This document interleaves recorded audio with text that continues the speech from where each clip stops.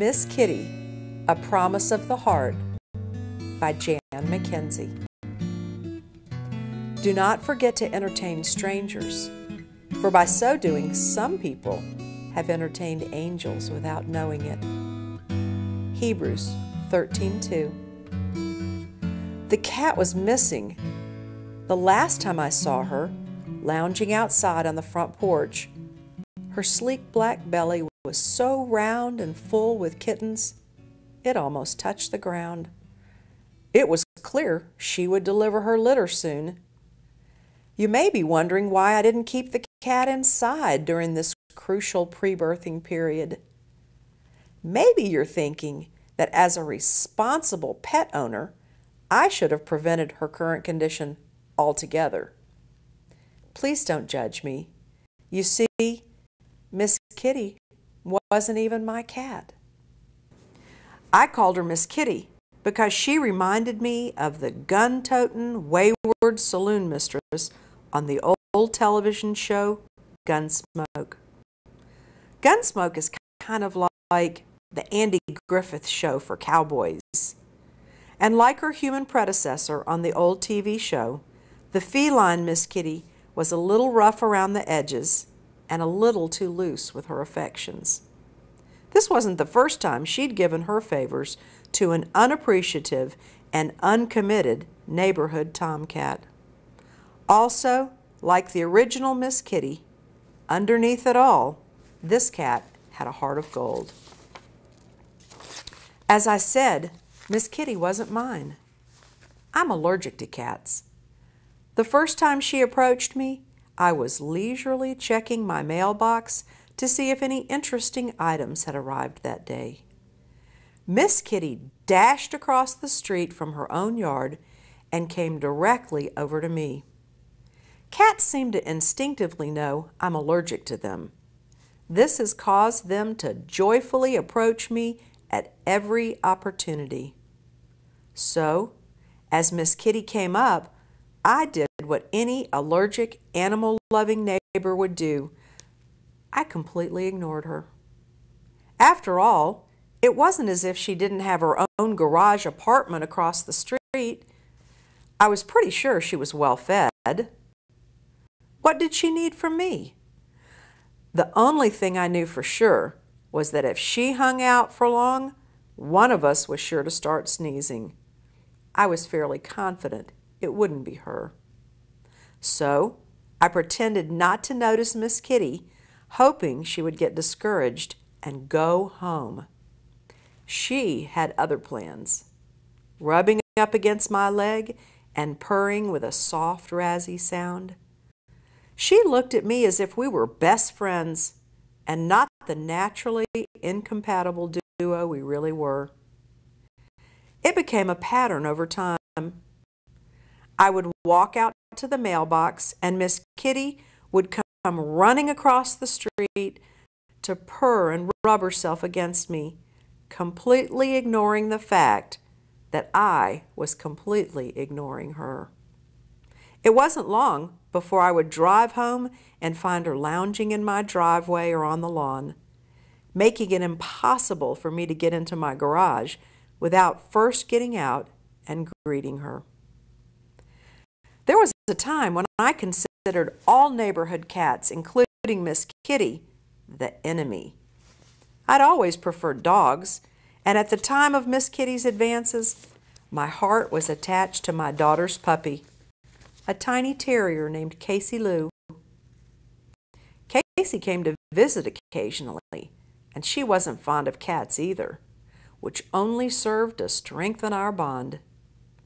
Her favorite pastime was to stare out my front window and watch for cat incursions in our yard.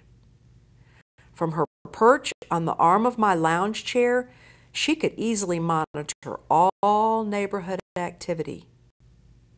When a cat entered the yard, Casey would go crazy, barking and yapping like a doggy emergency alarm.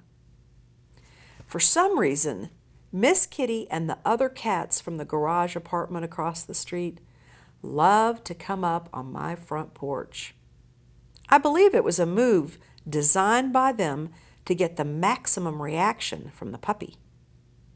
They couldn't miss her barking as they approached, nor could they miss her frantic face at the front window as they strolled by her, acting unconcerned.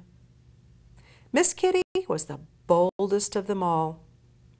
When she was bored, she would walk up to our porch and strut back and forth in front of the window, her long black tail waving like a flag. Occasionally, she would lean her front paws against the window and peer in, looking for the source of all that noise. When this happened, the puppy's eyes would pop out, her barking escalating into a series of strained whines. One day, I was working from home when Miss Kitty decided it was a good time to come lounge on the porch. Casey was visiting, watching out the window for all signs of unwelcome activity, when she noticed the intruder. She went ballistic. After 5 minutes or so of puppy racket, I decided to end the standoff. I was going to put a scare into Miss Kitty. While this is not something I'm proud of, it's true nevertheless. Grabbing Casey Lou, I opened the front door and stomped out onto my porch. Miss Kitty was lying on her side, her tail flapping back and forth on the concrete behind her.